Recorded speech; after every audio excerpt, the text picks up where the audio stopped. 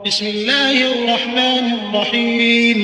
شروع اللہ کے نام سے جو بڑا مہربان نہایت رحم والا ہے. والمرسلات عرفا فالعاصفات عصفا والناشرات نشرا فالفارقات فرقا فالملقيات ذكرا عذرا أو نذرا إنما توعدون لواقع.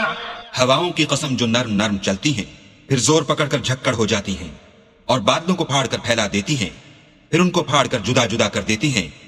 پھر فرشتوں کی قسم جو وہی لاتے ہیں تاکہ عذر رفع کر دیا جائے یا ڈر سنا دیا جائے کہ جس کا تم سے وعدہ کیا جاتا ہے وہ ہو کر رہے گا. فإذا النجوم طمست وإذا السماء فرجت وإذا الجبال نسفت وإذا الرسل أقتت لأي يوم أجلت ليوم الفصل وما أدراك ما يوم الفصل ويل يومئذ للمكذبين.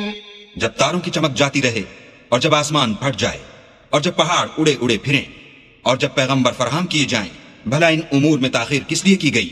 فیصلے کے دن کے لیے. اور تمہیں کیا خبر کہ فیصلے کا دن کیا ہے؟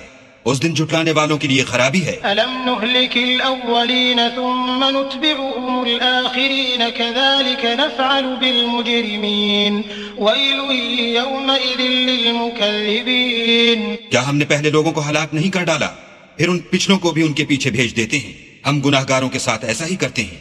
اس دن جھٹلانے والوں کی خرابی ہے. ألم نخلقكم من ماء مهين فجعلناه في قرار مكين إلى قدر معلوم فقدرنا فنعم القادرون ويل يومئذ للمكذبين. کیا ہم نے تم کو حقیر پانی سے نہیں پیدا کیا؟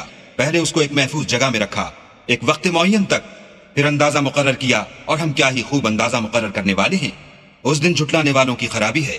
ألم نجعل الأرض كفاة أحياء وأمواتا وجعلنا فيها رواسي شامخات وأسقيناكم ماء فراتا ويل يومئذ للمكذبين. کیا ہم نے زمین کو سمیٹنے والی نہیں بنایا یعنی زندوں اور مردوں کو اور اس پر اونچے اونچے پہاڑ رکھ دیے اور تم لوگوں کو میٹھا پانی پلایا؟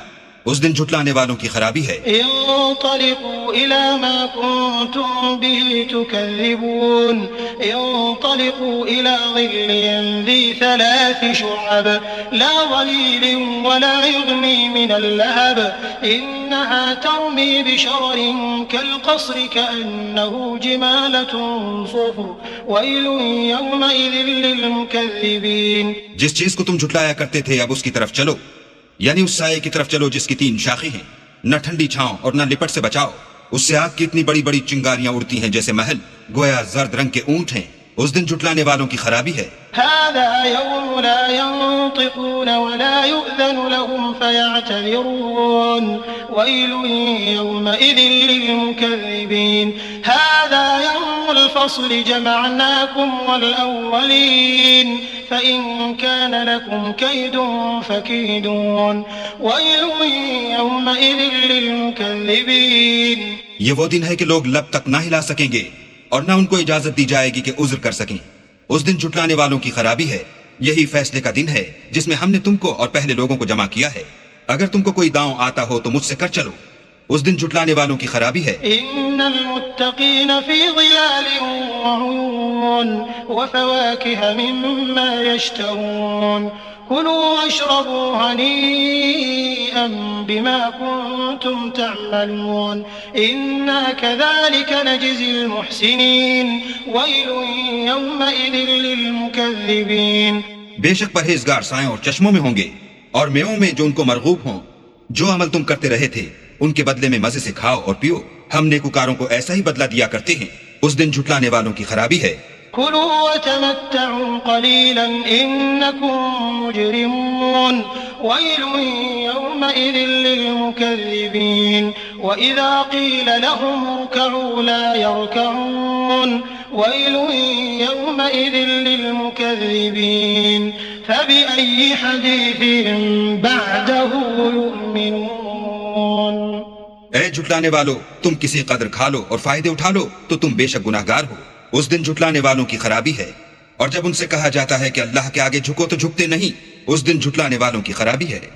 اب اس کے بعد یہ کون سی بات پر ایمان لائیں گے